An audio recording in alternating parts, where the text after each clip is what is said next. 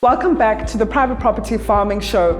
My name is Mbali Nwoko and we're still here in Soweto speaking to Nomathemba Langa from Inyama Yetu. Today we take a deep dive into her business, understanding her piggery production operations, at what age are pigs slaughtered, discussing the carcasses as well, her processing methods. So if you're interested in piggery production and understanding how a butchery is started from inception till selling to the markets, I think this episode is for you. So subscribe to the podcast and please feel free to comment. The more engagement we get from you, that is the more we can help you understand her farming business. So let's get to know a lot more about Inyama Yetu.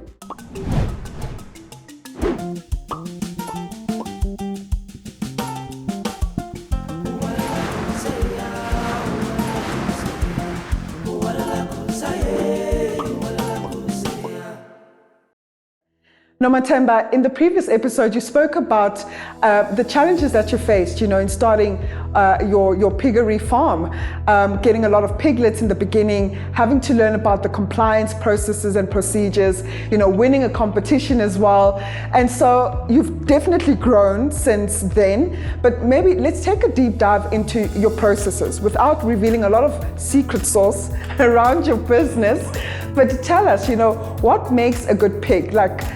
I'm a vegetable farmer, and in crop production, we speak about the different varieties. So are there specific genes or traits that make a good pig before you start pig farming? Yes, there are. Genetics plays a very key role in the growth of your production, because at the end of the day, you want a pig that produces more meat and less fat, So I normally buy my pigs at PIC, which is the Pig Improvement Company. So I go for the F1, which is the large white and the large race in terms of the sow. And then with the boer, I just get a Duroc, because the females, in terms of the Duroc, their mothering abilities, it's not what you want. Okay. They're very negligent when it comes to their piglets. Yeah. So I use the F1 sow with the Duroc in terms of my mating, and then with nutrition as well, that plays a key role. So I basically mix my own feed. Yes, I don't buy feed from elsewhere, because I must know and understand what goes into my pigs, what are they eating, and I normally check their growth as well. And what is it that they eat? Now that's my sauce. But the basic ingredients would be your yellow maize, your wheat bran, your soya oat cake, your soya full fat. So there are different types of feed for different stages. Yes. There's one for your dry sows, your lactating, your winner, your grower, and your finisher. And depending as well as to what are you supplying your market. Are you supplying them with porkers? Are you supplying them with cutters? Are you supplying them with baconers? So you must just know your market and get to understand what is it that they want. Is the meat going to be for braai? Okay. In terms of the cuts as well, because even the sizes, when we're talking about your corker, we're talking from 33 to your 55 kilograms. That's the carcass weight. But your live weight should be about 70 kilograms. So, your live weight is 70 kilograms, your carcass weight will be around 50 to 55. And in terms of the cycle, you're keeping them for 4 months. That's you and your porkers. Now the cutter, it's starting from 55 to 65 kilograms. That's your cutters. And as well, you'd have to be talking about 80 kilograms to 85 in terms of your live weight. And then you've got your baconers as well. Now your live weight will be around 100 to 150. Now we're talking 80 kilograms and more. So that's your production. But now with the sows themselves, the ones that are littering the piglets, after a cycle of 3 years or 2, if you'd like, depending on your management, you can keep them, but once you're done, then you call them, and those are the ones that we use basically. We call them sausage pigs afterwards. That's what we use to make your cheese grillers, your Russians. That's where, because all the fat comes from there, you know, they've been around, so. Yeah. And with the processing element in your business, I mean, you spoke about cheese grillers, Russians, etc. How did that come about? You starting your processes, were you led by your clients, or did you decide to have that addition of processing in your business as a value add to maybe generate more sales? Maybe it's because I'm short, you know. I've always been lucky. So the guy that I was supplying the pigs to was basically like, no, you know, I can see you've got a lot of potential. I've got my own processing butchery in Bridgetown, and I want us to come to an agreement where I say, I can see the potential in you. I want to teach you how to make your cheese grillers, your Russians, introduce you to this market, you know, but under one condition: you will not sell your products next to me or here around Brits. Okay. Yeah, yes. because now you're taking my This clients. market, Because yes. remember now, the colors of our skins are different. Now when they start to see, oh, okay, there's somebody who's the same color as us, they're gonna go to you. So I don't want that problem, you know? Okay. So let's just agree. And I said, yeah, no problems, guaranteed. And he took me in. Again, I went there for another 2 to 3 weeks, where he was teaching me how to make your Russians, your cheese grillers, your salami, your polony, your ham, everything, you know. From your pigs that you're growing? From my pigs, Wow. you know. He even taught me how to make papvors as well. So he taught me a lot of things, but his clients versus my clients, I can't make papvors. Who's gonna buy papvors? Yeah, they want pap, cooked pap, not papvors. We want pap and we want our meat, you know. So I also had to understand my clients to saying, okay, I've got this knowledge. It's so much. And then this is my clientele. Let me just focus on my clients and give them what they want. But then I went and applied for Agrisita accreditation so that I can now start with the whole skills training to transfer those skills in terms of the meat classification and processing to saying, okay, let me share what I know with others. Maybe they will have the clientele that will basically want your papvors, your cabanorsis, your, you know, and that's what we do. We've got the training element, which we do twice in a year, where we do agro-processing training, give them certification. And then we've got this Chisanyama vibe here going on where people buy and then braai. And then we've got our meat hampers that we're still delivering. We've got the snack packs. So that's... Yeah. You're mainly a pig farmer. So the farm, like we said, is in Brits. Your butcher is here in Soweto. Do you take your processed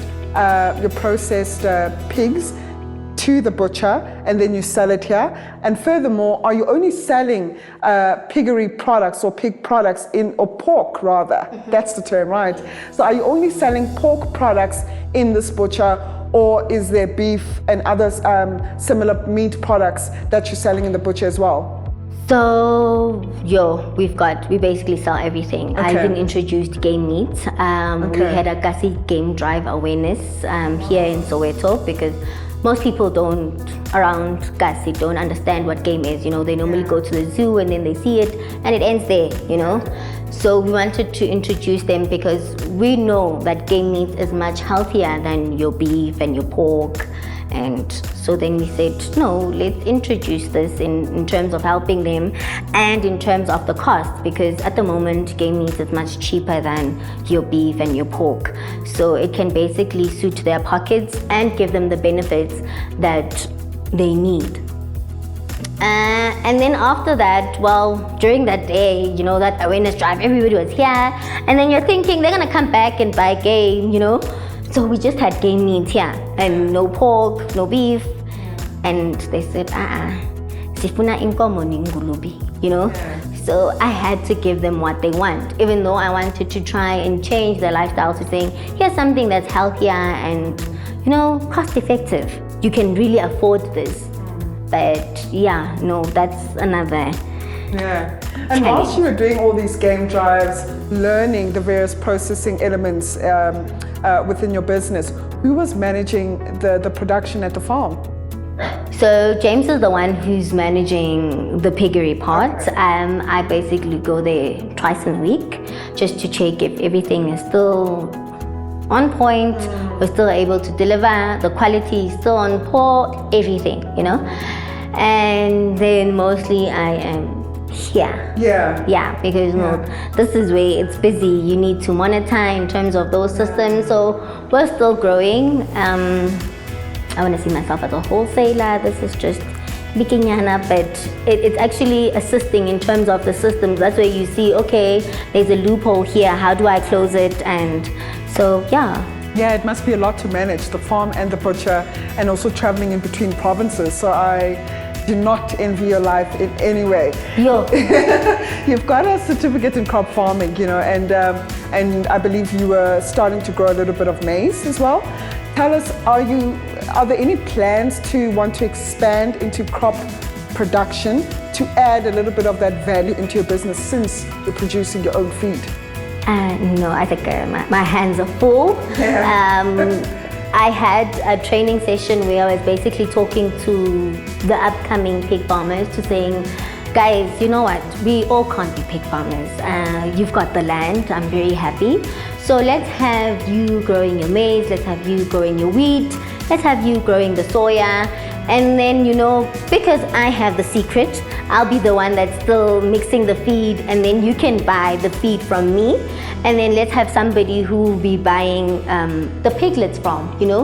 Let's just start our own value chain where we say this is what's happening, who's doing this, who's doing that, and we're not going to lose, because the truth of the matter is we can't all be pig farmers. And when you start farming, you don't want to be a small scale farmer, you want to go commercial. And I've seen the red tapes that are there. There's your EIA, there's your water rights, there's so much to comply with that I don't think that everybody will have that capacity to saying, I am able to grow. And you don't want to remain as a small scale farmer. Like I'm saying, there's 1 rand, 2 rand profit. Why am I waking up at the end of the day? You know, we in it for the money.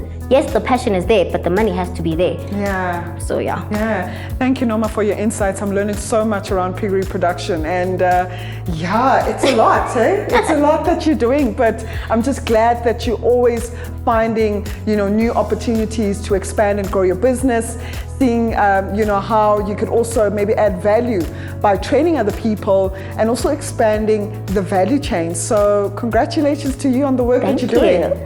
Congratulations to you too. Thank you. I hope you learned a lot about piggery production in this episode as much as I have. I mean, who knew that it takes a certain number of weeks to raise a pig? There's certain procedures required in terms of piggery, the piggery slaughtering process, and the value add. I mean, she spoke about Russians, cheese grillers, and so much more around pork meat. And adding live, the game element into her business, I think that's such a unique idea to teach her community about the importance of eating healthy and also just expanding your diet around your meat consumption. Well, join us next week where we speak to Noma yet again and learn about the markets. You know, how do the markets treat her? How are her customers buying? Are they paying her on time? Is she paying her employees on time? How is she running her business, and where does she see herself in the next 5 to 10 years? And also get to understand the different opportunities that exist in the market. So I'm looking forward to that conversation, more so even getting to see the meat products that she produces. Don't forget to subscribe to the Private Property Farming channel. See you on the next episode with Noma.